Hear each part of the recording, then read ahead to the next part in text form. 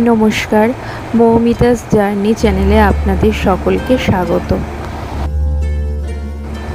আজকে একটি খুব পুরনো দিনের রেসিপি আপনাদের সঙ্গে শেয়ার করব।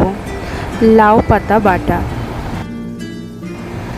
যা গরম পড়েছে, এই গরমে এই ধরনের খাবার খেতে খুবই ভালো লাগে। প্রত্যেক দিন ঝোল ঝাল এগুলোর বদলে এই ধরনের বাটা দিয়ে বেশ খানিকটা ভাত খাওয়া যায় তৃপ্তি করে। প্রথমেই নিয়ে নিতে হবে কিছু লাউ পাতা, কিন্তু দেখে নিতে হবে পাতাগুলো যেন কচি কচি হয়। পাতাগুলো একটু কচি হলে পাতাগুলো বাটতেও সুবিধা হবে এবং খেতেও বেশ ভালো লাগবে। লাউ পাতাগুলোকে খুব ভালো করে জল দিয়ে ধুয়ে নিতে হবে। প্রথমে লাউ পাতাগুলো কিছুক্ষণ জলে ভিজিয়ে রেখে তারপর 3-4 বার জলে ধুয়ে নিয়ে ভালো করে পরিষ্কার করে নিতে হবে। লাউ পাতাগুলো ভালো করে ধোয়া হয়ে গেলে এগুলোর থেকে জল যতটা সম্ভব চিপে এইভাবে কুচো কুচো করে নিতে হবে। লাউ পাতাগুলো ভালোভাবে কেটে না নিলে ভালোভাবে বাটা যাবে না, সেই জন্য যতটা সম্ভব কুচো করে নিলে ভালোভাবে পাতাগুলো বাটা যাবে। লাউ পাতাগুলো প্রথমেই বাটার সময় বেশি জল দেওয়া যাবে না, বেশি জল দিয়ে ফেললে পরে রান্না করতে অসুবিধা হবে। অল্প অল্প করে জল দিতে হবে আর বাটতে হবে।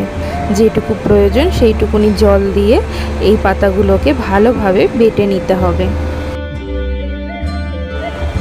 পাতাগুলো বাটা হয়ে গেলে এর মধ্যে দিয়ে দিতে হবে 8-9টা মতন রসুনের কোয়া, আর দিতে হবে শুকনো লঙ্কা আর কাঁচা লঙ্কা। যে যেমন ঝাল খাবেন সেই অনুযায়ী ঝালটা মিশিয়ে নেবেন। আর দিতে হবে 1 চামচ মতন কালো জিরে। এই উপকরণগুলো মিশিয়ে আবারও ভালো করে বেটে নিতে হবে। বাটাটা হয়ে গেলে একটা কড়াইয়ে তেল দিয়ে গরম করার পর ওই বাটাটাকে মিশিয়ে দিতে হবে।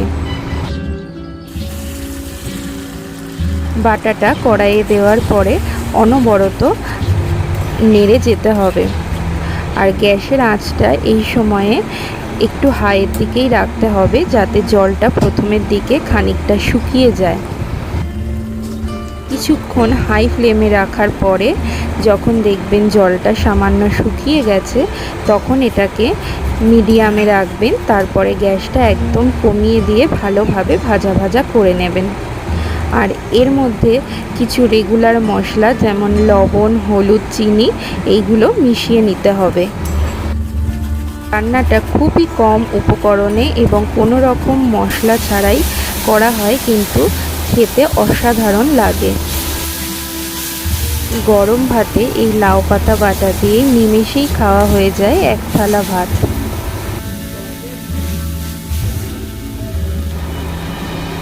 বাটাটা যখন শুকিয়ে আসবে তখন এর মধ্যে দিয়ে দিতে হবে আরও একটু স্বাদের জন্য পোস্ত। গোটা পোস্তই এখানে 1.5 চামচ মতন মিশিয়ে দিতে হবে। পোস্তটাকে এই বাটাটার সঙ্গে ভালোভাবে ভেজে নিতে হবে। পোস্ত ভাজতে খুব বেশি সময় লাগবে না, এই 1-1.5 মিনিট মতন এটার সঙ্গে ভালোভাবে ভেজে মিশিয়ে নিলেই রেডি হয়ে যাবে আজকের রেসিপি লাউ পাতা বাটা। আজকের রেসিপিটি কেমন লাগলো আপনারা সবাই জানাবেন এবং আমার ছোট্ট চ্যানেলটিকে এগিয়ে নিয়ে যেতে আমার চ্যানেলটিকে প্লিজ সাবস্ক্রাইব করে দেবেন। ধন্যবাদ পুরো ভিডিওটি দেখার জন্য।